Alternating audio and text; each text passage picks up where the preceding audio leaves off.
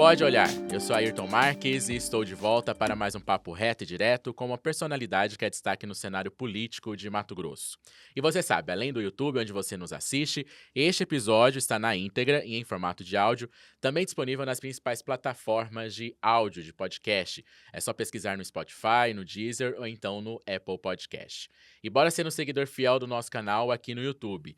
Curte esse vídeo, deixa sua opinião nos comentários, compartilha e além de seguir o canal, ative o sininho para ser notificado a cada vez que um novo episódio for disponibilizado. Lembrando que isso acontece toda quinta-feira. E se você quer saber informações dos bastidores, saber como são as nossas gravações, segue a gente nas redes sociais. Em qualquer uma delas é @olhardiretoOficial. Produzido pelo site Olhar Direto, a cada episódio tem a companhia de um colega de redação e hoje eu volto a ter a companhia aqui do meu amigo Max Aguiar, que escreve para o Caderno de Política e bate carteirinha aqui no Pode Olhar, né, Max? Seja bem-vindo mais uma vez. Obrigado pelo convite novamente, Ayrton. Satisfação estar aqui falando para os internautas, nossos seguidores do Olhar Direto aqui do Pode Olhar. Mais uma entrevista, Ayrton. Vamos lá. Bora lá. O nosso entrevistado de hoje é natural de Caiçara, interior do Rio Grande do Sul.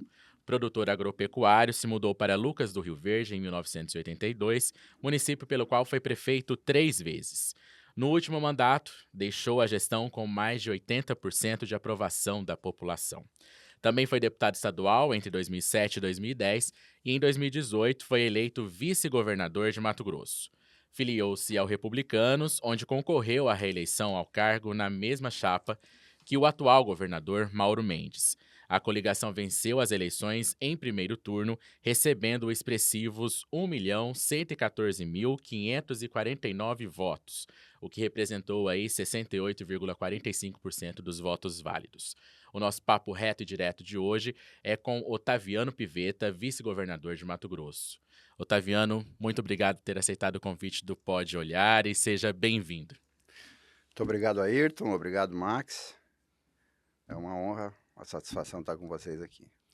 Governador, o senhor aí é mais um exemplo, né, de produtor rural que veio para Mato Grosso e que aqui formou sua trajetória, sua família. E eu gostaria de saber do senhor se na visão do senhor, Mato Grosso continua sendo esse local, né, onde as pessoas buscam oportunidades e conseguem sucesso na vida profissional e também pessoal, né? Criar famílias, estruturar a carreira profissional. Qual que é a visão do senhor tem hoje de Mato Grosso? Ayrton, o Mato Grosso continua sendo a terra de oportunidades do Brasil, a principal, eu acredito. E o próprio IBGE reconhece que o único estado brasileiro que vai ter um crescimento populacional é o Mato Grosso até 2070. Os demais estados brasileiros já começam a encolher agora em 2027, 2028. Então, o Mato Grosso, a previsão que o IBGE faz é baseada exatamente nisso, nas potencialidades, nas oportunidades que o Mato Grosso ainda pode oferecer. Nós fizemos, e eu fui um desses atores, nós fizemos a expansão horizontal, nós ocupamos as áreas matogrossenses, especialmente as áreas que tinham aptidão para agricultura, que na época em que chegamos não se sabia que o Cerrado tinha essa aptidão e seria tão bom para desenvolvimento da atividade agrícola, né? E agora chegou o momento de fazer a verticalização dessa produção, ou seja, transformar os grandes volumes que nós produzimos na agricultura em produtos de valor agregado. Isso nós já fizemos em Lucas do Rio Verde, Nova Mutum. Nós industrializamos lá mais do que nós produzimos já. Nova Mutum e Lucas somados, nós produzimos em torno de 6 milhões de toneladas de grãos por ano. Isso é a produção do estado do Piauí, para você ter uma ideia. E nós já industrializamos 7 milhões. Então, além de tudo que a gente produz, a gente industrializa muito do entorno. Isso aconteceu porque nós, os fundadores e os empreendedores cívicos que ali escolheram para morar, um deles fui eu, e eu liderei esse movimento, tanto de construção de cidades como de desenvolvimento econômico e social. Nós começamos a agroindústria em 1990, 1988, 90. E atraímos investidores e os players mundiais para ir investir industrializar, verticalizar a nossa produção. Então, Mato Grosso é um estado que é jovem, com muitas oportunidades. O que nós precisamos é fazer o dever de casa. O estado que eu falo é o poder público, estado e municípios, fazer o dever de casa, né? Educação de qualidade, saúde pública confiável e de valor, né? Segurança pública, nós precisamos melhorar e melhorar muito, e a infraestrutura que nós estamos fazendo também nesse governo. Então, se o Estado e municípios cumprirem com o seu papel, nós teremos no estado de Mato Grosso um local de oportunidades, de crescimento econômico, de distribuição de renda e qualidade de vida. A exemplo também do que nós já fizemos em Lucas do Rio Verde e Nova Mutum. Eu cito esses dois municípios porque eu estive lá até ontem, né, e ajudei a fazer o que nós fizemos lá. Ajudou ativamente, de fato, né? Então, nós replicar esse modelo no Mato Grosso todo, é o meu sonho, e estou junto com o Mauro no esforço de criar esse ambiente de negócios e oferecer para o povo esse estado servidor, esse estado que efetivamente entrega os serviços, né? O sucesso empresarial do senhor é notório, né? Já tem essa questão de ser conhecido aqui no estado, mas como que o senhor se tornou essa figura política? Com uma boa avaliação como prefeito de Lucas do Rio Verde, como que o Otaviano entrou na política, principalmente aqui no estado de Mato Grosso? Bom, eu sou filho de Caiçara, Rio Grande do Sul. Meu pai, Tilídio Piveta, minha mãe, Margarida Giamina, minha mãe, professora alfabetizadora do Brizola, das Brizoletas lá do Rio Grande. E o meu pai, militar, sargento do Exército, foi enfermeiro e também entrou na política na emancipação da minha cidadezinha lá, foi prefeito 2 mandatos lá. Então, nosso pai foi nossa inspiração, né? A gente olhava para o pai servindo, fazendo, construindo a pequena cidade, e todo mundo falava para a gente, ó, que tal quando você crescer ser que nem teu pai? Então, nosso sonho passou a ser como o nosso pai. E os nossos 3 irmãos homens, nós somos em 10 filhos da dona Margarida, os 3 homens que estão aí, todos, o meu irmão mais velho foi o primeiro vice-prefeito em Lucas, meu irmão mais novo foi 4 mandatos, 16 anos, prefeito de Nova Mutum. E eu fui 3 vezes prefeito de Lucas. Acabou, o seu Tilídio e a dona Margarida fizeram uma fábrica de prefeitinho, né? E a gente honrou essa missão. Você me perguntou sobre... O sucesso na política também, sim, né? Eu, com 36 anos, eu já havia atingido o meu sonho no plano pessoal, que não era muito grande. Eu sou filho de um caminhoneiro com uma professora, né? A família da minha mãe, colonos, pequena propriedade, a família do meu pai, caminhoneiro. E o meu sonho era ser ou caminhoneiro ou colono, né? E acabei sendo os 2. A primeira experiência foi na boleia do caminhão. Logo vi que não era futuro, e era uma profissão muito dura, muito difícil. E aí já virei pequeno agricultor, com 15 hectares emprestados do meu pai. Quando foi o governo Figueiredo, à época, anunciou o primeiro assentamento de sem terra para satisfazer uma reivindicação do MST. O MST nasceu na esquina Natalino, no Rio Grande do Sul. Eu morava a 10 quilômetros dali. Então, meus contemporâneos, meus amigos, todos sem terra, verdadeiramente sem terra, porque filhos de colonos que só tinha 15 hectares, 20 hectares, 8, 10 filhos, era sem terra. Acamparam lá e criaram o movimento do MST. Aí o Figueiredo, na época, o general Figueiredo, desapropriou as terras de Lucas. Na verdade, não desapropriou, eram terras da União, tinha muito invasor. Organizou, fez o projeto de assentamento de Lucas do Rio Verde. Então, para cá vieram 260 famílias de pequenos agricultores de lá. Eu vim, nessa época, como transportador, trazendo a mudança do meu tio, que era um poceiro próximo ali de O Lucas. senhor não veio como sem terra. Não, eu tinha lá essa área que o meu pai, não era minha, do meu pai, mas eu era suinocultor lá e plantava um pouquinho de milho. Uhum. E o nosso irmão mais velho veio trazer uma carga de cachorro. Na época, os cachorros de todos esses assentados. Uhum. 80 e poucos cachorros. O INCRA transportou todos os bens animais dos pequenos produtores. Com isso, iniciou-se, então, o projeto de assentamento Lucas do Rio Verde. Né?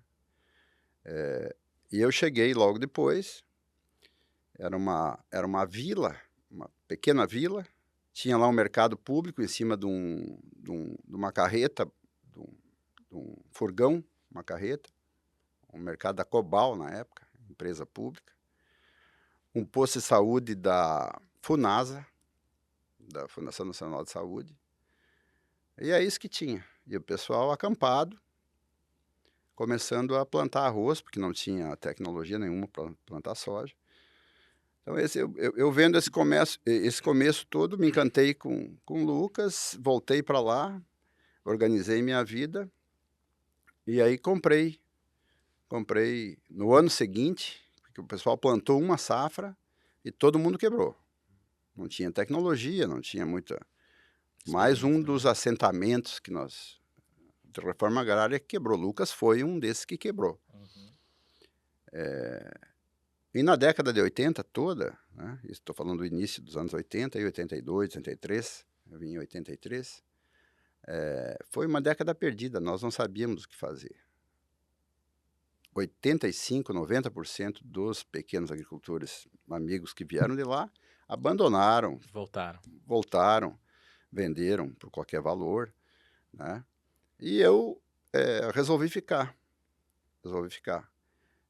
Foi um começo muito sofrido, muito incerto, não se via luz no horizonte, mas eu sempre tive essa de vergonha de voltar. Não voltei de vergonha. Então, eu acabei ficando e passamos a década de 80 procurando o nosso rumo, procurando o nosso destino. Eis que em 92, em 90 chega o presidente Collor, né? Foi a Nova República, aí que começou a nossa vida também, aí na Nova República. Eu posso falar na próxima pergunta, se isso for interessante. Tá boa a história, tô gostando Sim, de ouvir, sim. tá boa a história. Aí com a chegada do Collor, ele promoveu uma abertura do Brasil, abertura econômica do Brasil, Uhum. pouco da abertura. O Brasil era muito fechado no regime militar, né? Era Uhum. muito fechado. E aí começou a vir as trading, como Bunge, Cargill, ADM, essas empresas que atuam no mundo todo. Também começou a vir as fábricas de máquinas, tratores e coletadeiras, que nós não tínhamos. A máquina que nós tínhamos era o CBT, a SLC 1000. Eram maquininhas que era muito ineficiente, muito Davam ruim conta de do... trabalhar, quebrava muito. Para colher só pequenas propriedades, né? Eram máquinas ruins, não permitia que a gente fizesse lavoura em escala. Uhum. E também não tinha dinheiro, né? Uhum. Então, com a vinda das trading, elas trouxeram capital, financiamento, estímulo, e nós começamos, então, a investir nas lavouras, coisa que até então não se fazia. Calcário, né, desenvolvimento de solo, fosfatagem, nutrição de plantas. Começamos a ter acesso a tudo isso, e a agricultura começou a nascer aí no início dos anos 90, agricultura tropical, agricultura do cerrado, né? Uhum. Que é um fenômeno novo. Isso, o agronegócio, quando fala em agronegócio, dá a impressão que sempre existiu. Não. No início dos anos 90 nasceu o agronegócio. Né? Esse aí, ponto que impulsionou o senhor a entrar na política? Aí, primeiro, fiz meu pé de meia, porque eu estava reprimido ali nos anos 80, Sim. a turma, todo mundo indo embora, e eu fui Senhor remanescente. um dos que fiquei na varanda de galpão lá. Uhum. E aí começamos a trabalhar, fazer negócio, sempre fui muito empreendedor, né? Sempre muito empreendedor, muito inquieto, dormia pouco. Conseguimos começar a agricultura, essa agricultura virtuosa e reconhecida mundialmente hoje como a mais eficiente do mundo, né. Eu nem sabia que estava era um ator, um dos que estava fazendo isso, né. Uhum. E assim foi, sempre interessado pela política, mas Lucas não era município ainda, né. Foi emancipado em 88, Era distrito de qual município ali? Diamantino, Diamantino. Diamantino. Foi emancipado em 88, né, e o primeiro prefeito então 88. 92 o meu irmão disputou a prefeitura com o Paulo Nunes, que é um amigo nosso lá, perdeu e em 96 eu me apresentei, porque nós vivíamos uma crise de autoconfiança. Lucas estava no escuro, porque o Linhão foi construído para o Nortão, rebaixaram em Nova Mutum e rebaixaram em Sorriso, e Lucas no escuro. Por que nós no Não escuro aqui? entramos, né? Nós já fazia algum tempo já, né. E aí, por essa razão, eu vou me dispor a ser o prefeito aí para botar Lucas no mapa, mais ou menos foi esse o sentimento que me promoveu essa minha iniciativa, né. E na prefeitura o senhor manteve essa ideia e esse perfil de empreendedor também, né, de buscar resultados. Sim, na prefeitura, ao ser eleito, né, em 96, eu convidei um grupo pequeno de amigos que tinham o mesmo pensamento que eu. O nosso sonho era colocar Lucas no mapa e construir um novo modelo de sociedade, com serviços públicos de qualidade, com oportunidade para todos, sem favela, sem exclusão, colocar o município em todos os lugares, especialmente daqueles que precisam do serviço público. Uhum.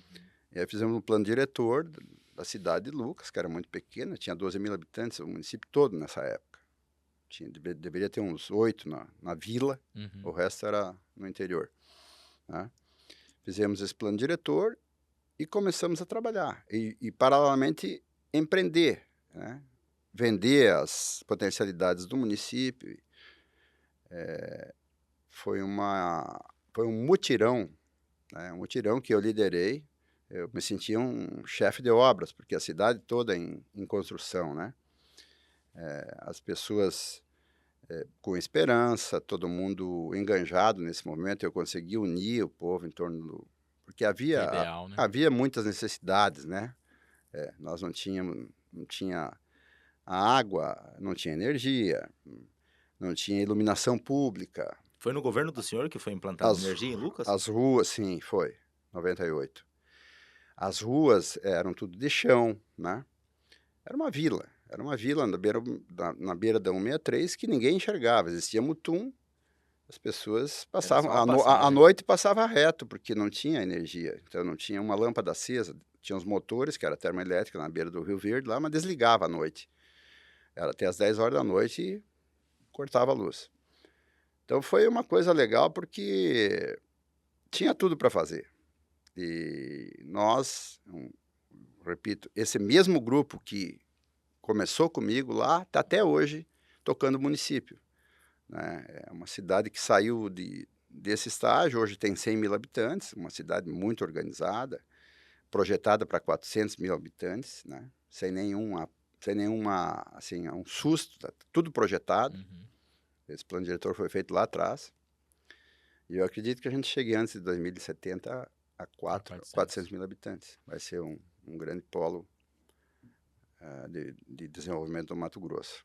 Governador, o senhor citou aí a sua mãe foi uma professora brisoleta, né? E o senhor sempre se identificou também com o brisolismo, que é um movimento aí que defendeu a inclusão das camadas mais populares na vida pública, na política, né?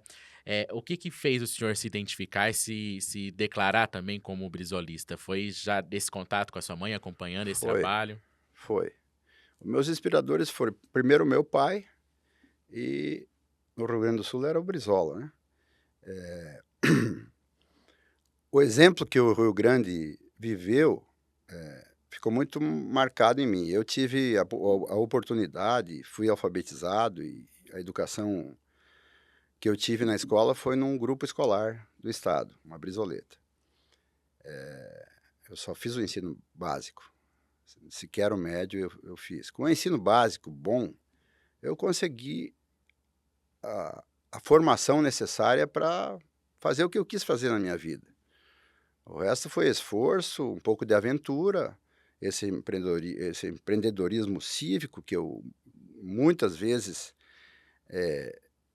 eu empreendi, liderei, principalmente na agroindústria aqui do médio norte do estado, não só em Lucas, na região toda, muito mais por idealismo e pelo trauma do que nós vivemos, da miséria que nós vivemos na década de 80, nós passamos miséria, não tinha nada.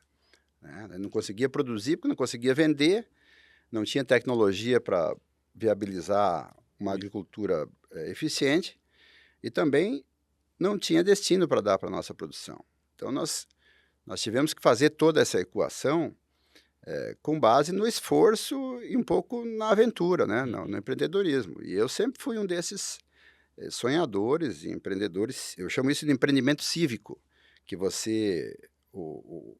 os investidores no mundo todo fazem muita conta, querem taxa de retorno. Num país como o Brasil, por exemplo, que oferece uns juros, o Tesouro oferece um juro de 10%, 11% ao ano, as pessoas querem 20% de retorno para poder aplicar dinheiro em alguma coisa que tenha risco, senão deixa 11% para a viúva paga, ninguém precisa fazer nada, é só cruzar os braços e deixar.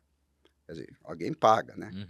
Nós sabemos quem são, se não formos nós, vai ser nossos filhos. Mas esse empreendimento de risco é que nós fizemos lá sempre, Lucas, Nova Mutum, começar uma agroindústria no caminho da nossa vocação, sabendo que nós não teríamos dinheiro para terminar. E um pouco de ansiedade, tendo convicção de que nós conseguiríamos alguém desses trading, desses grandes ganhadores de dinheiro do mundo, que teriam interesse em tocar aquele assunto, aquele projeto para frente, na medida em que a gente começasse a dar forma para eles. Eu cito por exemplo, a BRF em Lucas. BRF em Lucas é a maior indústria de suínos e aves da América Latina. Nós que começamos, uma pequena empresa chamada Ema Alimentos, eu liderei. O projeto era abater 150 mil frangos por dia, né? Começaríamos com 50, e 1.000 suínos. Né? O conceito foi tão bem concebido que, à época, a Sadia tinha dinheiro, a Perdigão e a Sadia estavam começando a investir no Mato Grosso. Nós mostramos esse projeto para eles encamparam, compraram o nosso projeto e assumiram o compromisso de fazer a maior indústria da América Latina, e fizeram. Hoje abate quantos lá? Hoje abate 5.000 suínos, está caminhando para 10, e 500 mil frangos. Mas isso, eu estou citando alguns exemplos, porque tem muitos municípios com a mesma vocação e que não andaram, não fizeram, porque ficam esperando que alguém vai vir fazer. Esse sentimento que nós, geralmente, o brasileiro tem, de que alguém vai vir fazer, é que muitas vezes nos deixa envelhecer sem fazer. Porque as pessoas, os grandes conglomerados, só vêm onde tem dinheiro na mesa. Eles não vêm arriscar, fazer uma indústria organicamente. É muito difícil fazer isso. E nós, como somos parte dessa sociedade, temos que iniciar aquilo que nós imaginamos que seja das nossas vocações e que ninguém está vindo fazer. Foi o que nós fizemos em Lucas e Nova Mutum também. Mas esse ideal brizolista, né, o senhor citou até com Leonel Brizola como uma das inspirações, entra em que momento nesse ideal, nesse modelo de gestão, né, que pensa também no investimento, no crescimento do município, mas também ligado ao social, né? O Rio Grande do Sul, nessa época do Brizola, alfabetizou todos os gaúchos. de uma forma um pouco diferente que hoje a gente compra ônibus escolar para transportar os alunos para levar para as escolas. Mato Grosso comprou 1.000 ônibus nos últimos 4 anos. Sim. Na época, levava-se a escola para onde estavam as crianças. Então, era o caminho contrário. Por isso foram quase 6.000 pequenas escolas. Uma casa, uma sala de uma casa virava uma Uma escola. escola. Então, o plano dele, na época, foi alfabetizar os gaúchos. Chega de analfabetismo, chega de gente prisioneiro da falta de educação, né? Então, com esse esforço, a gauchada saiu do Rio Grande e colonizou Santa Catarina, Paraná, parte de Goiás, Mato Grosso do Sul, Mato Grosso, Bahia. A agricultura do Brasil, que hoje é a agricultura mais eficiente do mundo, a matriz cultural, ideológica e intelectual é gaúcha. É gaúcha, porque Santa Catarina e Paraná, 100% das terras agrícolas foram, na época, na década de 60, 70, ocupada por gaúchos. Então, talvez o Brizola nem imaginava que ia fazer isso, mas foi isso que aconteceu. Os jovens alfabetizados e com o conhecimento prático de seus pais, da convivência familiar, sonhavam em querer mais e começaram a sair do Rio Foram Grande. buscar onde tinha espaço. Né? Então, o Rio Grande emprestou um capital social muito grande para o Brasil, que fez boa parte da agricultura e dessas pujantes safras que, ano após ano, o Brasil vem batendo recorde. Mas daí tu me falou, é muito papo, né? Daí daí tu me perguntou por que o Brizola. Daí quando eu fui para a política em 96, era isso que eu tinha na cabeça, né? Era isso que eu tinha na cabeça. A educação é prioridade. Educação para os jovens do de município. todas as crianças, né? As crianças e jovens, de todas as atividades que o setor público tem, a mais sublime é a educação. Todas são importantes, mas a educação, para quem não pode pagar a matrícula do seu filho, é uma questão de liberdade, né? O filho vai ser liberto pela escola pública ou vai ser um prisioneiro da não ação da escola pública, que infelizmente é o que nós vemos hoje, né? Durante muitos anos, aí depois da virada do milênio, o ensino público perdeu muito valor, né? E nós temos uma geração com um problema sério, crime organizado prosperando, porque os nossos jovens não foram libertados pela educação pública. Daí o esforço nosso, Mauro e eu, de ter pressa, né, nesse choque de gestão da educação e também de investimentos e transformar a escola pública num lugar de pertencimento, onde a sociedade se sinta dono, entre para dentro da escola e as nossas crianças e jovens se sintam atraídos e se sintam bem na escola. Governador, nos últimos anos, no entanto, o senhor abraçou, né, entre aspas, apoiou o bolsonarismo, liderado pelo ex-presidente Jair Bolsonaro, que é ele que representa esse movimento, né? E se a gente for comparar aí a trajetória de Brizola e de Bolsonaro, a gente vê uma diferença muito grande, né? Talvez Brizola consideraria o Bolsonaro como um dos filhotes da ditadura, como ele chamou o Paulo Maluf naquela eleição, na primeira eleição após o período da ditadura, né? Como que o senhor vê o encontro dessas duas ideologias? O senhor acredita que isso é possível ou hoje o senhor deixou de lado o brizolismo? Olha só, o brizolismo acabou ficando na história, né? Porque o PDT hoje não representa os ideais do Brizola. O Bolsonaro veio para o cenário nacional em 1990, na primeira eleição de deputado.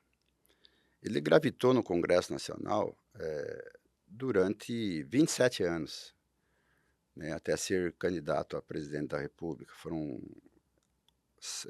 27, 4, 8 mandatos? 7 mandatos, no mínimo. Não faz pergunta de matemática para jornalista, não, que é tudo ruim. 7 ou 8 7 a 8 7 a 8 mandatos. E o Bolsonaro foi um deputado sempre muito do baixo clero.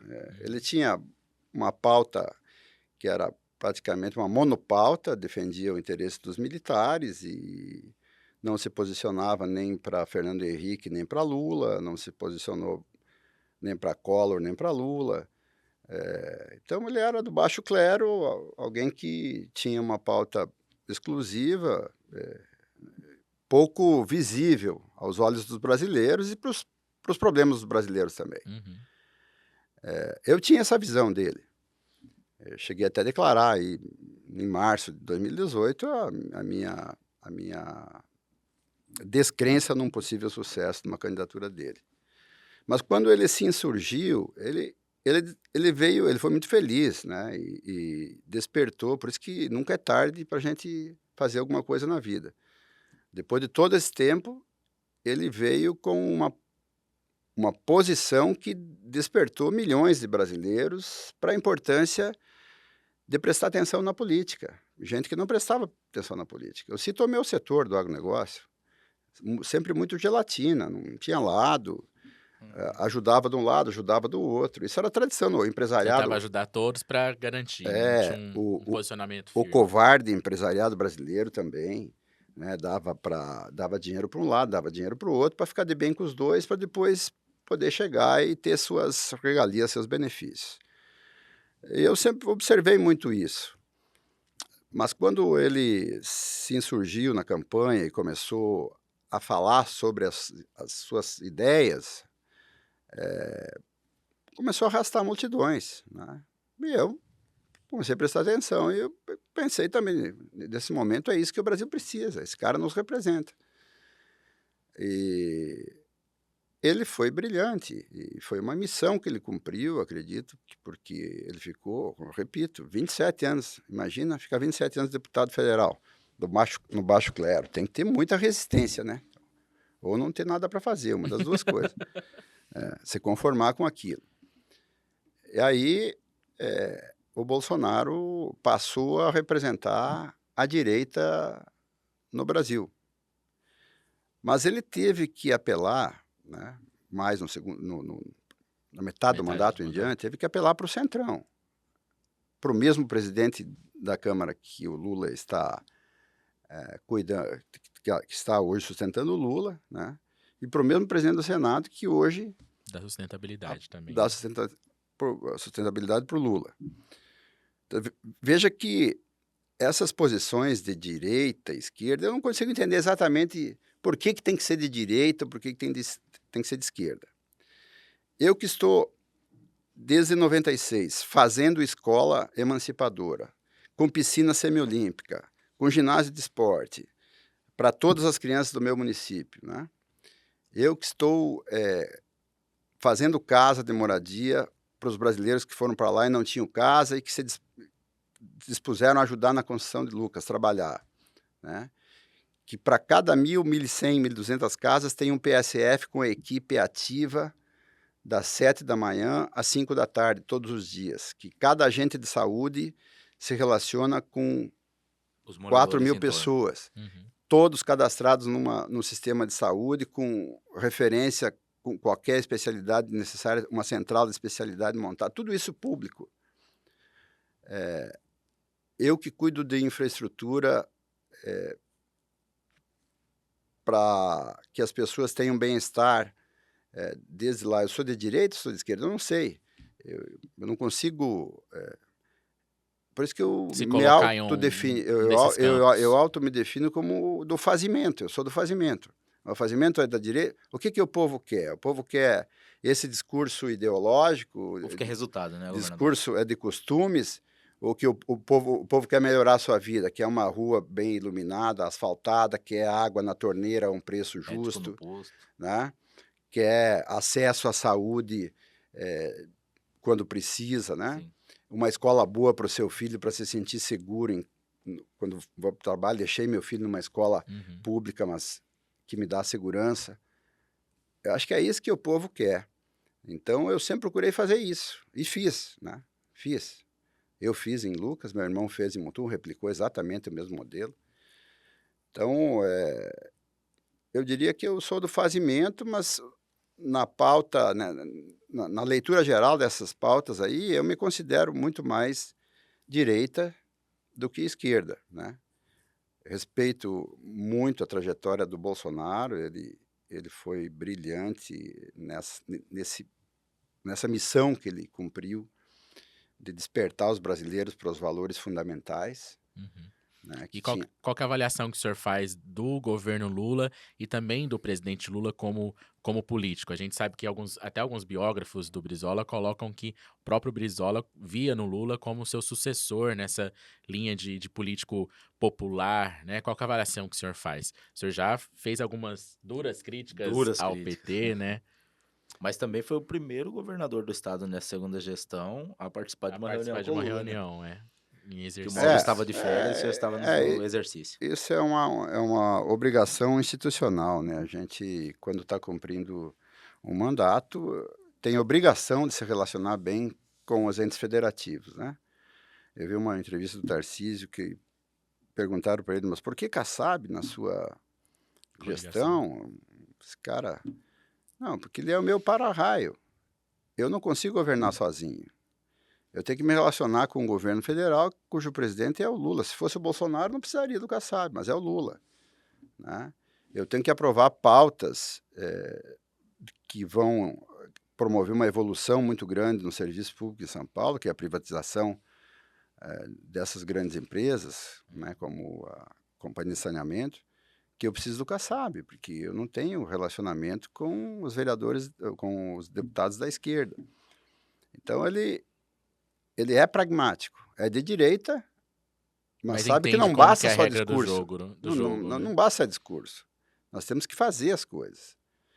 E é isso que nós fazemos aqui, o Mauro também, o Mauro é liberal, de direita, escrachado, não tem nem dúvida. Comportamento, as atitudes, é um governo de direita, mas tem que se relacionar bem com os poderes, especialmente, né, Assembleia, Tribunal de Justiça, Ministério Público. Ministério Público, porque é dever do governante engolir sapo também e fazer as coisas acontecerem. Então, muitas vezes a gente tem que ceder e tem que ser, articulado para poder governar. Se o cara chegar ali, trancar o pé e começar a falar em ideologia, nós já sabemos que isso não dá certo.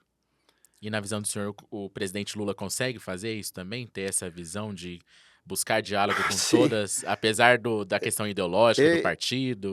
na minha opinião, o Fernando Henrique inventou o vale tudo no Brasil, né. Começou com a aquela compra da reeleição, né, aquele mensalão para aprovar a reeleição, e o Lula veio muito bem informado, depois de perder 13 eleições, veio muito bem informado para administrar diferenças, né, até demais. Eu acho que se fez uma confusão muito grande no Brasil, que hoje virou um impasse, virou um problema, nós estamos vivendo esse problema, que é o legislativo executar orçamento. Quer Tem dizer, mais poder que o é, um- executivo, né, de é, executar obras. é uma inversão de valores, né. A nossa Constituição deixa muito claro que o executivo executa orçamento, o legislativo aprova o orçamento, né, faz as leis e fiscaliza. Fiscaliza. Os deputados deixaram de ser fiscais. Ninguém fiscaliza nada, né. Estão muito mais interessados em destinar as emendas, em falar sobre emenda. O deputado é legítimo defender recursos para as suas regiões, para as pessoas que representa, e nesse governo do Mauro nunca foi atendido tanto, todos os cantos do estado, todos os municípios, atendendo também, por consequência, os interesses dos deputados. Mas agora, o que se fez no Brasil, e isso está descendo para os estados todos, é essa gastança, essa apropriação do orçamento pelos deputados e essa gastança desenfreada, nada estruturante, não tem projeto estruturante que mude a vida das pessoas, é tudo distribuição de dinheiro sem critério.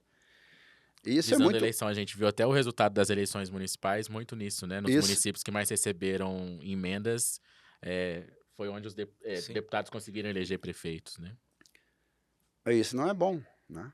Isso não é bom porque começa a mostrar sinais muito ruins, de Ma- em todos os sentidos. Mas sobre o Lula, se eu fosse pro senhor dar uma nota pra ele, qual nota o senhor daria? De 0 a quanto? A 10. No primeiro mandato, nos 3 mandatos? Agora, se o senhor Agora, quiser fazer a análise do presidente no terceiro mandato, Agora, de em que 0 o a senhor 10, está de 0 a 10 é 3. Mas por quê? Muito Um ruim. ponto. É, Só um ponto pra gente Porque é muita entender. muita conversa, pouco fazimento? muito blá blá blá, responsabilidade quase zero, gestão fiscal temerária, ninguém acredita no Brasil por causa do comportamento do governo federal. Cada semana tem um ajuste no arcabouço fiscal, a politicagem, a falta de resultados, em resumo. Falta de resultados. O Estado leva 1/3 do PIB para os seus cofres. É muita grana. É muita grana. Esse 1/3 do PIB, se nós formos medir, eu às vezes procuro fazer na nossa conta aqui do Estado, faço muito autocrítica, né? O que nós devolvemos para a sociedade, né? O Mauro, eu, com a ajuda da Assembleia, nós conseguimos reorganizar as contas públicas e, com isso, devolvemos o Estado para o povo mato-grossense, que o Estado estava capturado para o seu corpo. O Estado consumia tudo que arrecadava aí no CPA, não voltava nada para lugar nenhum, né? Nós fizemos isso e separamos 20% da receita para investimentos. É o que nós estamos fazendo, em torno de 20, um pouco menos. Já há 4 anos, e olha a revolução que está acontecendo no Estado, né? Mas estou falando em 20%. 80% continua sendo consumido no corpo. Se nós fizermos uma avaliação de eficiência do que esses 80% produz, nós vamos ver que nós não estamos bem. Nós precisamos melhorar a qualidade do gasto. Isso significa ter coragem para continuar enfrentando as mudanças que tem que fazer no Estado e fiscalizar, além de definir prioridade, fiscalizar com lupa a destinação desses recursos. O melhor que nós fizemos até aqui foi investimento na educação, estamos fazendo 6 novos grandes hospitais, estamos já entregamos 4.000 quilômetros de novas rodovias, isso é um novo Mato Grosso, nós tínhamos 5 e pouco, dobramos a malha viária quase do Estado, agora precisamos privatizar rapidamente parte dela para poder, nós não vencemos cuidar tudo isso, é muita coisa, e temos mais 10.000 para fazer ainda, para levar para todas as regiões de Mato Grosso a infraestrutura necessária para se desenvolver. Então, nós temos mais um estado de Mato Grosso aí reprimido. Não estou falando em derrubar árvore, não estou falando em invadir a aldeia? Não, em nada. É só transformar o que já está aberto e degradado em áreas Não há produtivas. necessidade de avançar em relação a isso, né? Zero de avanço sobre... De desmatamento legal, né? Vamos manter 60% do território intacto, preservado, e vamos usar os 40% para gerar riqueza para o povo mato-grossense. Nós temos esse dever de casa para fazer, e temos esses 20%, manter esses 20% do orçamento para investir. Que se nós conseguirmos fazer isso, e a sociedade é quem vai definir isso em último plano, porque nós vimos nas eleições agora que o poder é do povo, o povo chama para si, de vez em quando, inclusive, para mandar mensagem para a gente, né? A mensagem foi forte dessa vez. Daqui a pouco a gente pergunta para o senhor qual foi essa mensagem que a Ana mandou. Mas aí, concluindo o raciocínio, se o Estado do Mato Grosso continuar nessa atuada, investindo com qualidade 20% da sua receita, nós vamos dobrar nosso PIB em 10 a 12 anos para frente. Dobrar o tamanho da economia do Estado. Isso pode ser dividido entre nós, mas certamente isso vai atrair muitos outros irmãos brasileiros que não têm oportunidade em outras regiões, vão vir para cá. O que não é ruim também, desde que seja bem organizado, né? Eu, particularmente, eu já vivi um ciclo que me permitiu fazer a verticalização da produção e assistir às consequências disso. O melhor IDH do estado do Mato Grosso é em Lucas e Nova Mutum. Não sei o que faço IDH. E as razões que levaram a Lucas e Nova Mutum ter o melhor IDH, eu sei quais são. Nós podemos fazer isso no estado todo, especialmente nos municípios agrícolas, com reflexo para os municípios menos dinâmicos também, que nós não podemos deixar para trás. E aí a política, o estado tem que cuidar disso e nós estamos cuidando. Esse plano de Mato Grosso, 10 anos, 12 anos, com o dobro do PIB, é possível, está aí, basta nós nos organizarmos e trabalharmos para isso. O senhor acredita que é possível fazer com que essas cidades agrícolas cresçam, como o senhor está apontando essa possibilidade, mas que a capital também não fique para trás? Que a gente vê sempre um discurso em relação a isso. O próprio deputado Eduardo Botelho, durante a campanha, defendeu isso, que é necessário que o próximo gestor tenha essa capacidade de... Na verdade, foi o Wilson Santos, que eu confundi Também. as entrevistas. Isso. Mas ele falou isso, de retomar Cuiabá ser protagonista, né? o protagonismo O da protagonismo capital. hoje está muito na 63, né, Otaviano? Cuiabá é a nossa capital, né? E aí eu incluo Várzea Grande também. Sim. Não tem como separar Cuiabá de Várzea Dos dois Grande. municípios. Será que acha que Apesar é do possível Rio, a capital não ficar para trás com o crescimento dessas cidades agrícolas? é possível, é necessário e isso vai acontecer. O tempo de acontecer vai depender dos gestores, né? Porque eu contei um pouquinho da história de Lucas, Nova Mutum, vai depender dos gestores. Eu acredito que a decisão do povo cuiabano em relação ao que aconteceu nessa eleição é baseado nesse sentimento aí, que nós tínhamos esse sentimento lá em 96, de baixa autoestima, por que aqui não vai, Então, Cuiabá é um projeto de Estado também, porque é a capital do Estado. E é vocacionada a sediar e representar esse pujante Mato Grosso que está na metade da viagem, que tem mais metade para percorrer, como eu falei aqui. E sendo um projeto de Estado, com uma equipe liderada por um prefeito, uma prefeita competente, nós podemos começar a fazer a grande reforma de Cuiabá.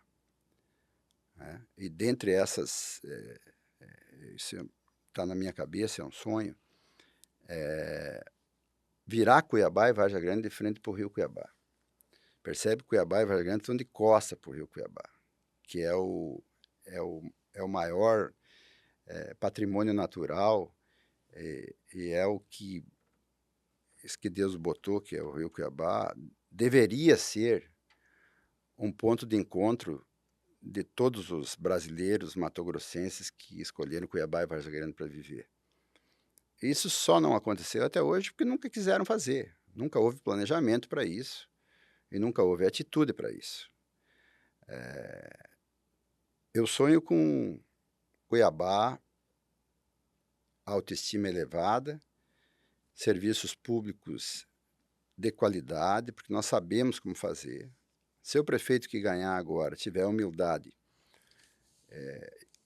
querer ajuda, eu estava falando ontem com o Mauro, nós estamos prontos para ajudar. Cuiabá é nossa prioridade como cidade, é a nossa capital. Aliás, eu estou aqui por isso. Eu, quando vim para Mato Grosso, na década de 80, as poucas vezes que eu vim para Cuiabá e vinha para mercado, para comprar peça, eu sempre fui muito bem acolhido aqui, eu sempre me senti muito bem aqui em Cuiabá. E eu estou aqui agora para devolver isso. Eu estou aqui para pagar para Mato Grosso e para Cuiabá esse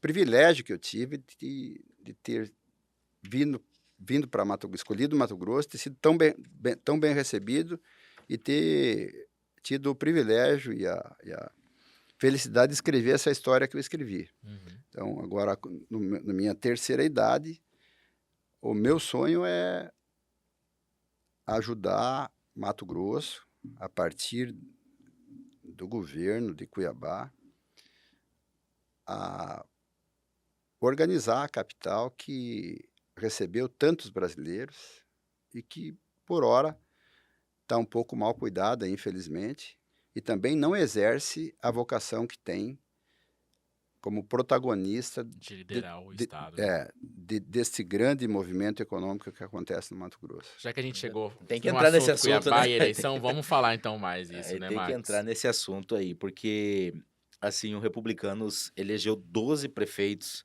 na eleição desse ano, né? O que significa que a partir de 2025 irá governar Mato Grosso com pelo menos 6,3% da população. Além disso, o que fez com que o partido se consolidasse como uma das siglas mais fortes no estado?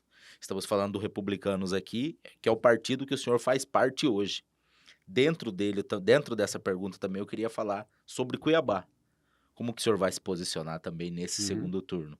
Porque no primeiro turno a gente não viu o senhor fazendo campanha tão forte para o candidato do governo, apoiado pelo Eu governador, pelo menos, não fiz que era o campanha Eduardo nenhuma, Godello. não é tão forte, não fiz nenhuma campanha. Só em Lucas do Rio E o Verde, porque o senhor Republicanos tinha o volta, vice, e o né, do Republicanos Botelho, tinha o né, vice Dr. aqui. Marcelo Olha Silva. só, primeiro, nunca foi segredo, eu sempre falei que as encrencas paroquianas, as disputas paroquianas, devemos respeitar.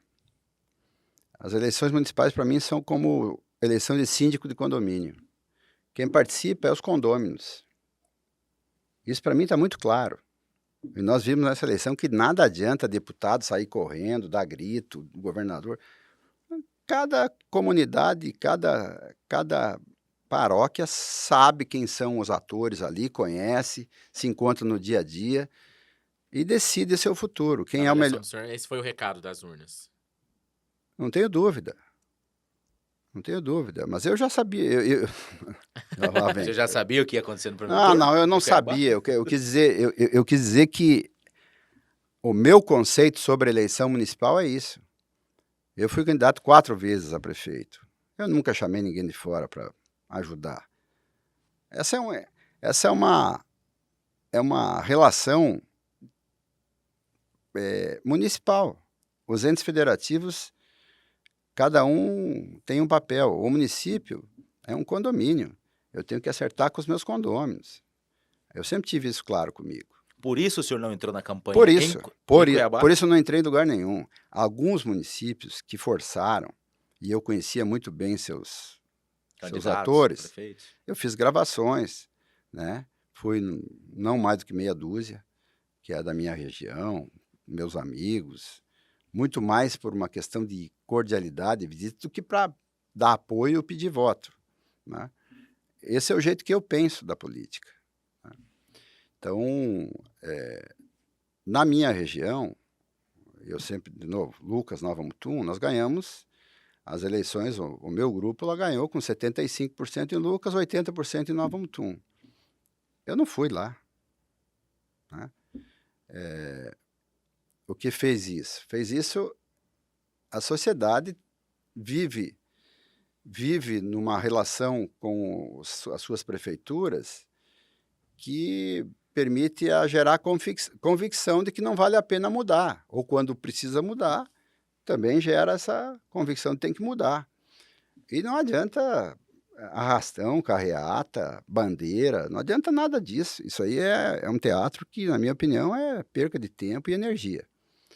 E dinheiro? Também. Além Mas, de tudo também. atualmente, que é Também, eu vou te público, falar, e né? geralmente esse dinheiro é de todos nós, né? E Cuiabá? Parece que é uma pergunta que já está respondida pelo senhor, mas qual o posicionamento do senhor, mesmo o senhor não sendo Não, condômino desse condomínio? Cuiabá, eu voto em Lucas ainda, Sim, eu voto lá. mas o apoio. Na pré-campanha, o Mauro indicou e o nosso grupo Inclusive tinha o vice. defendia a candidatura do Fabinho. Ah, certo. E eu estava muito animado com isso, porque eu conheço o Fabinho. E seria o produto que o povo mato-grossense queria, o povo do Cuiabá queria, porque ele representava essa mudança com responsabilidade, competência e com apoio do governo para fazer as grandes coisas que tem que ser feitas em Cuiabá. Mas, Como mudou isso por tudo? razões... Não, eu não sei, os problemas internos do União Brasil, né? Mas mudou essa conjuntura, o Mauro decidiu optar pela candidatura do Botelho. Nós já estávamos no arco de aliança, esperando compor com o Fabinho. Não, é o Botelho. Ok, eu participo de um governo, eu sou a segunda pessoa de um governo que não tenho como me desvincular mais desse governo. 6 anos que estamos juntos, não vou agora dizer grupo, que né? o Mauro está errado. Nós temos divergências, mas em 90% dos temas a gente converge e temos uma relação muito boa. O candidato vai ser o Botelho, e aí? O doutor Marcelo Sandrin. Marcelo se manifestando para ser o vice-prefeito, vieram pedir minha opinião, de acordo, sem problema nenhum, né? Não ia criar confusão. O senhor não preferia o Velaton? Não. Pilatão até não estava mais no nosso partido, apesar de ter uma boa relação e gostar dele, mas já tinha saído do partido. E eu não me animei a participar de campanha porque não faz parte de mim isso. Realmente não me senti entusiasmado para isso. Mas se Mas fosse o se fosse o Fábio, Fabinho, o senhor ia pra rua? estaria entusiasmado. Se fosse o Fabinho, talvez minha participação teria sido mais um pouco maior, mas também respeitando a minha insignificância numa eleição que não é... Eu não sou nenhum ator em Cuiabá até agora. Mas Eu o senhor sou um vice-governador que, discreto, trabalho muito junto com o Mauro, apareço pouco, né? E não sou conhecido aqui em Cuiabá. Mas o senhor concorda com a frase do Fábio que se fosse ele estaria no segundo turno? O candidato, se fosse ele o candidato? E que ganharia, Eu- né, a eleição. Eu tenho convicção, e pelo que eu vi no início, naquele início, que já tinha algumas avaliações, né, científicas, técnicas, o Fábio se projetava para um crescimento exponencial e qualitativamente, o Fábio era o melhor candidato. Não tenho nada contra o Botelho, gosto dele, uma pessoa agradabilíssima, mas nós temos que saber que às vezes não é para a gente. Eu já ganhei e perdi a eleição, né? E a gente tem que... Tem hora que recuar é tão bom quanto seguir em frente, né? E às vezes vezes uma perder atitude até também é maior, ganhar. né? E às vezes perder também é ganhar. O Botelho forçou a candidatura, Otaviano? Sim, o Botelho foi muito determinado, como é normal em qualquer candidato que queira ser candidato, queira ser, né? O sonho dele era ser e ele forçou. Ele jogou com todas as armas que tinha para ser o candidato, tanto que o Mauro cedeu, né? O Mauro cedeu. O candidato do Mauro era o Fabinho. O Mauro apresentou o Fabinho para mim. Vai ser o Fabinho, vai ser o Fabinho. Então, estamos juntos. E agora no segundo turno, o senhor não vai declarar voto, até porque não vota aqui, mas o senhor, na avaliação aí dentre Abílio e Lúdio que estão na disputa, Abílio. o senhor avalia que Abílio. Abílio é a melhor opção, O por louco. quê? O louco. Votar O no louco? louco. Por que o louco? Porque na época que eu era candidato também me chamavam de louco. Eu tinha sonhos, eu falava que ia fazer e as pessoas diziam, esse cara é louco. Mas louco do jeito que o Abílio é avaliado, Ele é um louco racional. Ele é um louco que eu tenho muita confiança que ele vai surpreender positivamente todo mundo. No primeiro turno, o senhor deu algum tipo de apoio, mesmo que offline, pro Abílio, Otaviano? Paz, eu não dei apoio. Ou só de não subir no palanque do Botelho Eu já não foi um dei apoio? né? eu não dei apoio, mas eu fazia, assim, extraía opiniões por onde eu andava aí, e eu não encontrava voto do Botelho.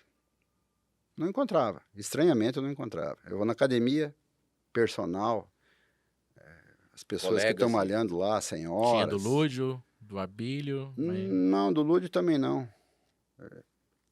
A maioria do Abílio. No meu prédio, tem 16 pessoas que trabalham lá no meu prédio, eu não encontrei nenhum do Botelho.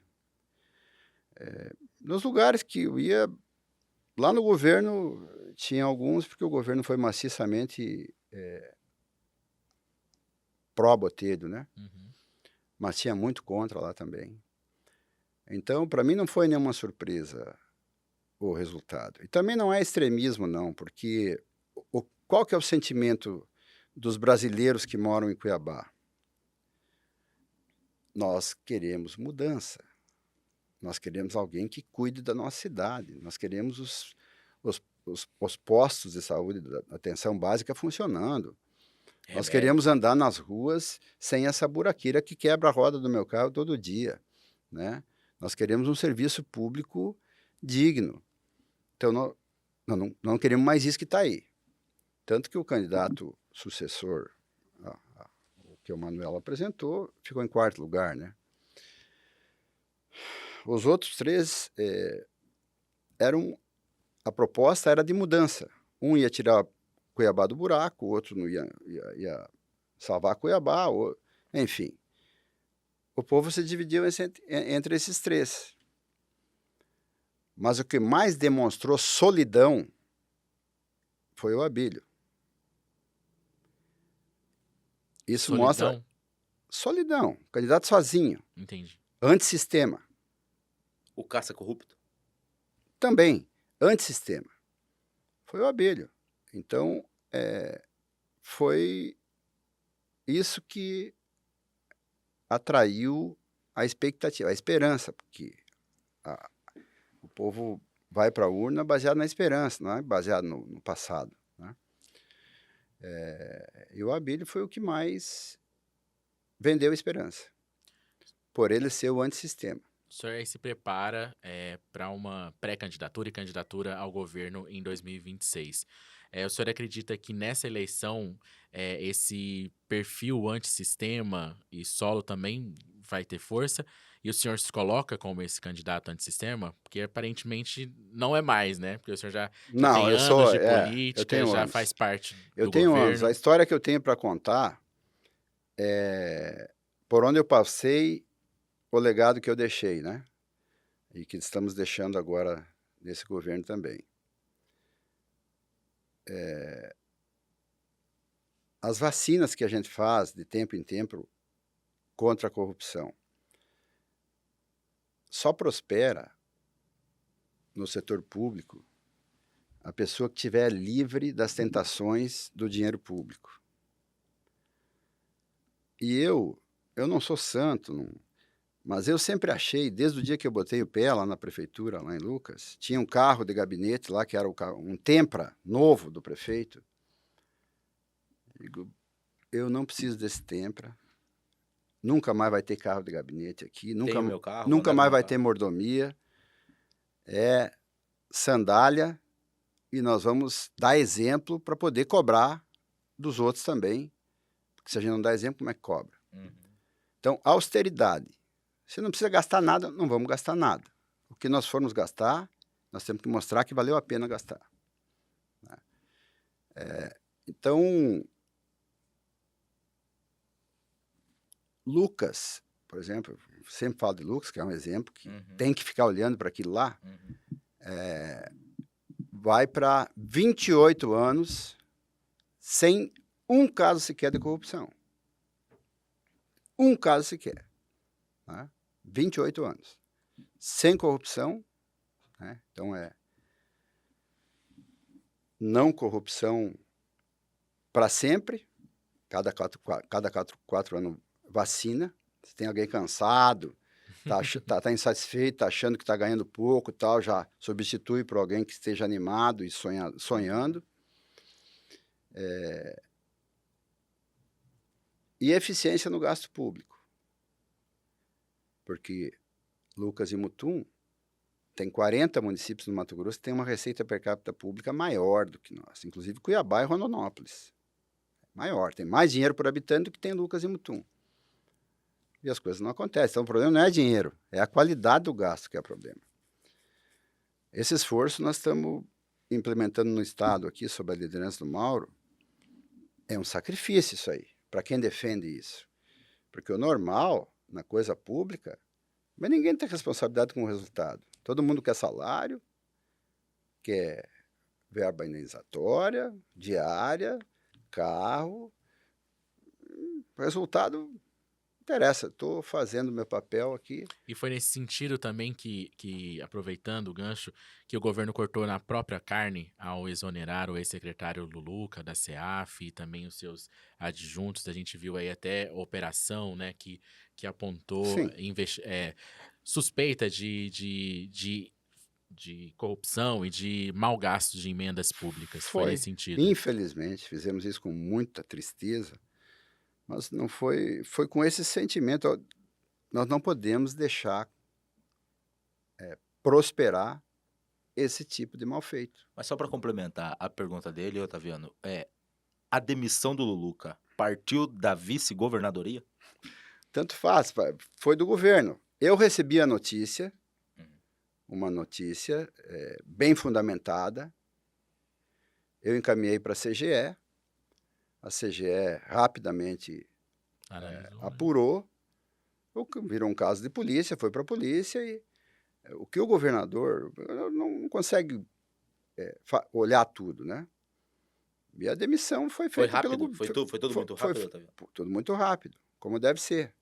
Tolerância zero para esse tipo de coisa, né? Então, o governo perde com isso, porque afinal de contas foi o governador que nomeou o Luluca, eu ajudei a defender o nome dele na época, foi uma indicação do MDB, Sim. né? E eu defendi ele, porque o Mauro não queria nomear. Então você veja que todo mundo perde com isso, quando acontece uma coisa dessa, né? Então, é importante que nós fizemos o que tinha que ser feito e agora cada um que pague pelo mal que fez, se é que fez ou não fez, isso aí, as E investigações. foi uma questão envolvendo justamente emendas parlamentares que o senhor já questionou Emendas, aqui no emendas nossa entrevista, parlamentares. né? Emendas parlamentares. O governo do estado ficou em maus lençóis com a Assembleia porque a investigação dava conta de corrupção envolvendo a CEAF com emendas parlamentares. Muitos deputados ficaram expostos, não só o secretário, que acabou sendo exonerado. Como que ficou o clima? O que aconteceu? O senhor falou que recebeu uma denúncia. O que chegou para o senhor? Assim, robustosamente. Eu não posso aqui, nós vamos precisar do dia todo para relatar. Eu acho que não vale nem a Mas pena. não dá para sintetizar? Não, mas isso já está Uhum, nos processos, é uhum. público. Eu não acho que não é papel do governante ou de quem está ajudando a governar como eu ficar falando. Mas os deputados foram cobrar o senhor? Não, ninguém falou comigo. Houve ranger de dentes, a gente percebe, mas não tem como passar pano nisso. O ranger de dentes é do MDB. Da Cara, bancada. isso aí você já tem mais notícia do que eu sobre esse assunto. Vamos para Vai frente na ter, pauta aí. então, mas ainda, eu insistindo nesse finalizar. caso, vai ter mais andamento na visão do senhor?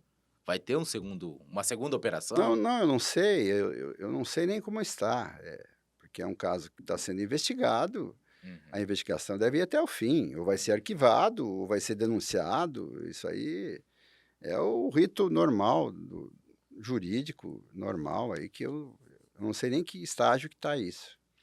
Governador, 2026, o governador Mauro Mendes já deu entrevista ao Pode Olhar e disse que o senhor é o candidato dele, se é caso o senhor for mesmo candidato ao governo do estado.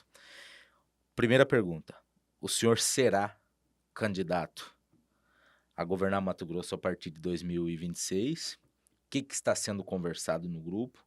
É uma intenção do senhor? Porque até agora muito se fala, mas o senhor, o Otaviano Pivetta. Max, a minha intenção firme é ser candidato em 2026.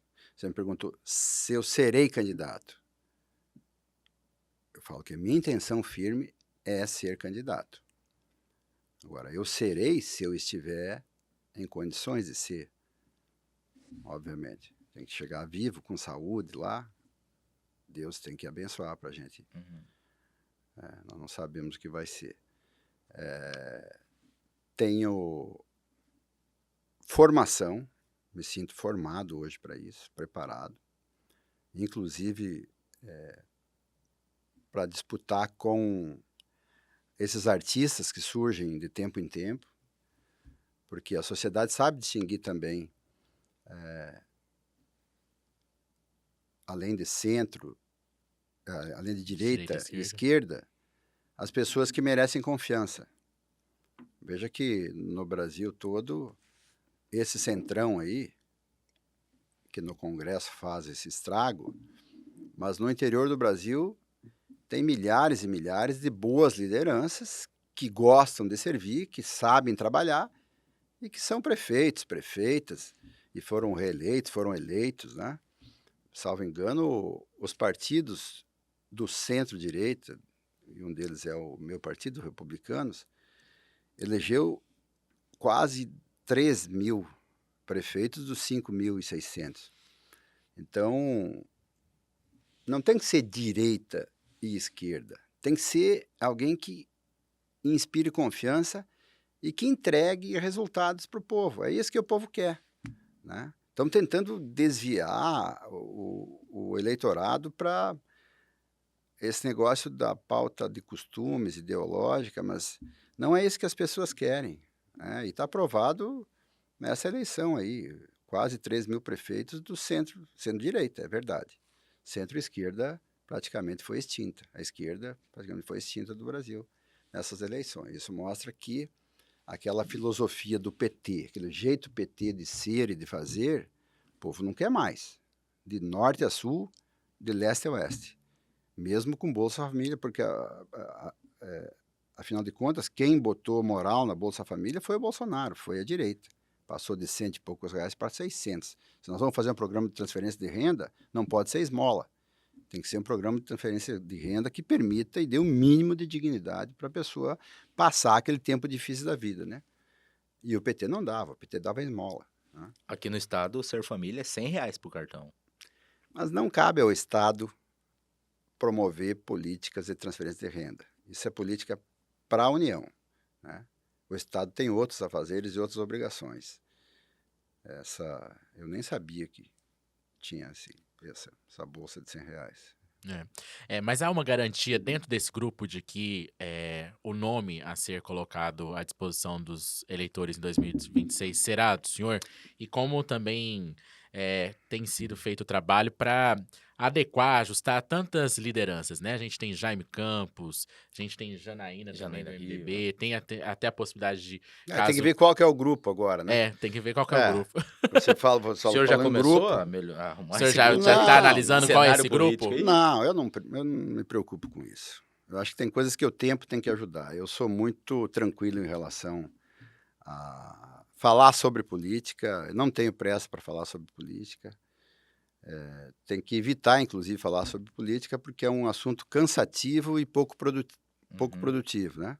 Eu gosto de resultado, então eu fico na pauta do fazimento e entra alguma pauta de política, a gente encurta ela e falar sobre política agora vai ser em 26. Nos bastidores, com os agentes da política, obviamente vai acontecendo as conversas no dia a dia, mas de minha parte, sem nenhuma ansiedade. Uma dessas conversas... Se o grupo lá na frente ficar menor, não haverá nenhum problema. Uma dessas conversas de bastidores aí envolve o nome de Odílio Balbinotti, que é um nome do agro, é um dos maiores produtores de semente, um dos maiores financiadores de campanha, conhecido como amigo do Bolsonaro, e que surge também como um possível nome para a eleição de 2026, da direita, do agro e tal. O senhor já buscou alguma reunião com o Odílio? Qual que é o peso do Odílio? Eu conheço o Odílio e converso com ele esporadicamente, mas converso. Estive em Rondonópolis, encontrei ele, a senhora dele, algumas vezes lá na Santa Casa. Respeito. Não é hora de falar sobre isso, né? Ele tem todo o direito de ser candidato. Mas seria um grande nome para compor com o grupo do senhor, governador? Nós vamos procurar continuar próximo, nós já estamos próximos desde 2018, do partido do Bolsonaro, que hoje é o PL, Sim. né? Na época não era. Nós vamos procurar estar próximo, porque nós gostamos desse jeito de fazer política. O projeto É. dele. Mas se por alguma razão lá na frente nós não estivermos no mesmo palanque, vamos colocar a nossa proposta na rua, vamos fazer o nosso trabalho. E é muito cedo e é muito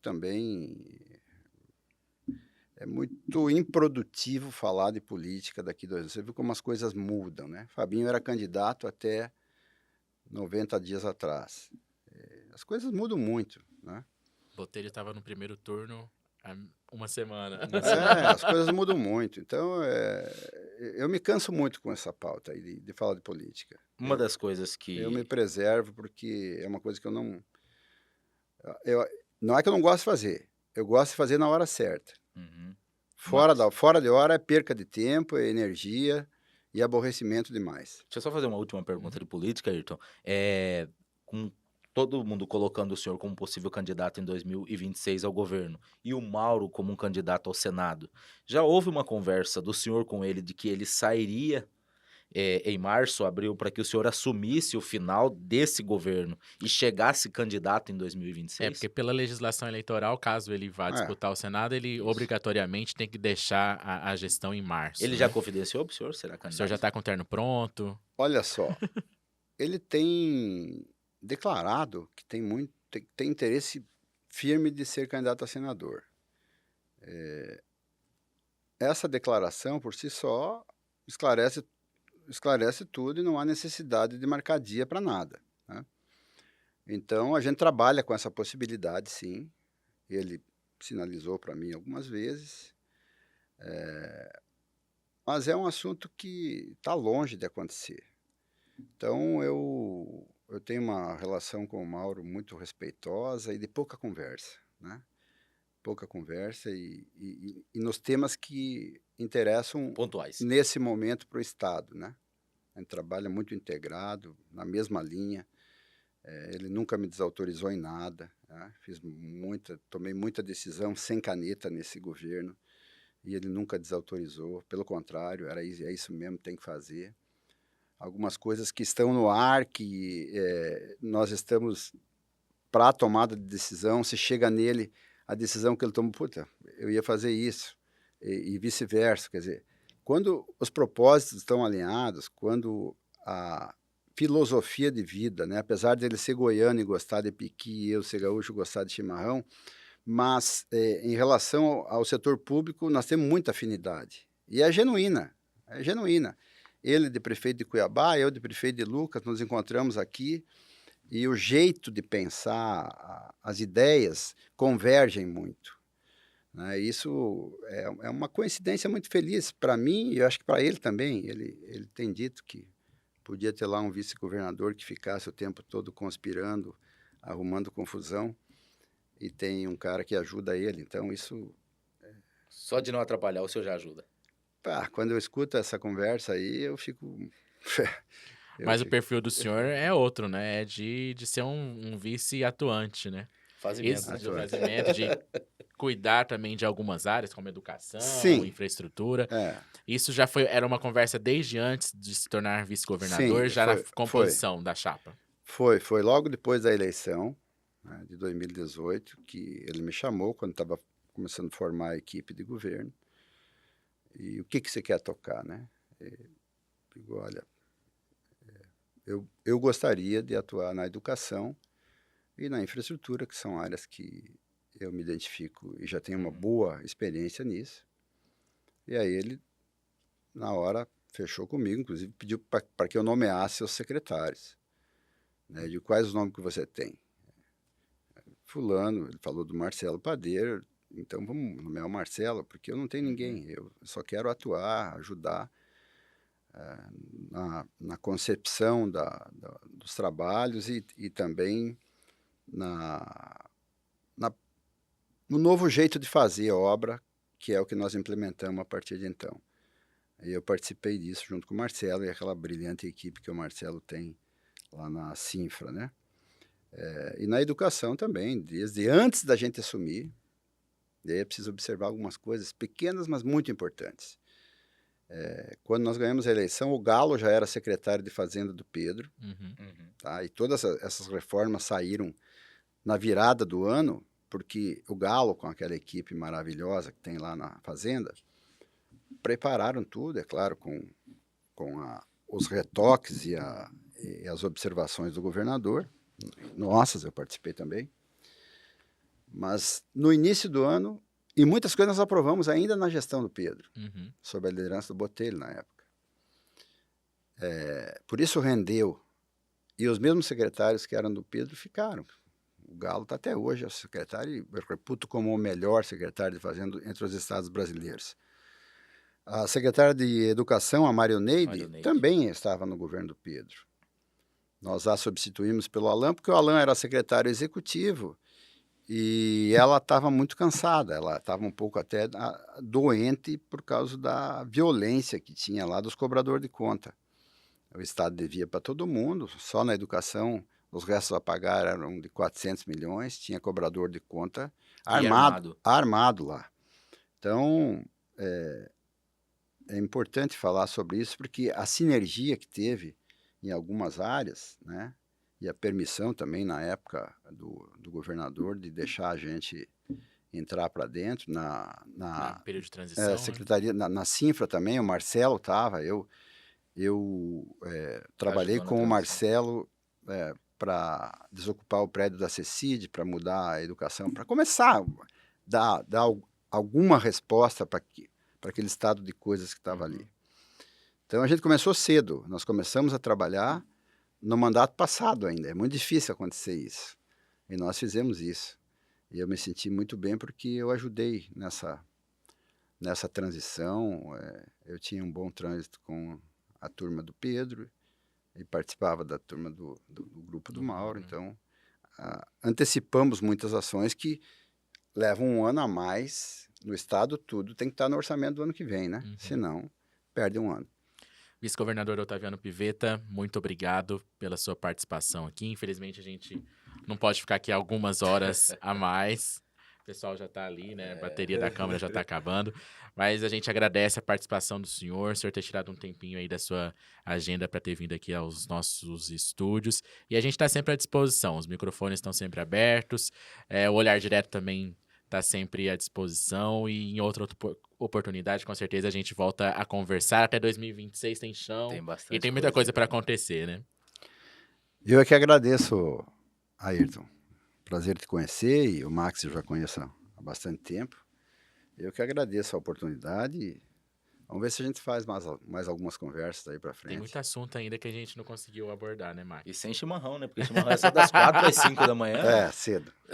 Max quer tomar, vamos ter que marcar 4 horas da manhã, então, essa gravação chimarrão na próxima. Muito obrigado a vocês, obrigado a todos os ouvintes. Um forte abraço aí para todo mundo. Max, obrigado por mais este episódio e até uma próxima. Obrigado, Ayrton. Obrigado aos internautas, nossos leitores. Obrigado ao vice-governador de Mato Grosso, Otaviano Pivetta. Tem um detalhe a falar do Otaviano. Para o repórter de política, você também é, Ayrton. Um político, uma fonte, a pessoa que você vai entrevistar, retornar uma mensagem ou uma ligação, para nós é muito importante. Sim, sim. O Otaviano nunca deixou, eu tenho que deixar isso claro aqui, de retornar, de responder. E às vezes não consegue atender na hora, não consegue responder, mas retorna depois. Ele é muito acessível. Obrigado. E que continuamos assim, porque para mim é muito importante, para a editoria de política, melhor ainda, né? Obrigado, Mateus um abraço. Coutinho agradece E como fonte, agradece. Né? Obrigado. A gente fica por aqui. Você acompanha a repercussão deste episódio no nosso portal, o www.olhardireto.com.br. E segue a gente nas redes sociais, em qualquer uma delas é @olhardiretoOficial. Eu volto na próxima semana com mais um papo reto e direto. Tchau, tchau.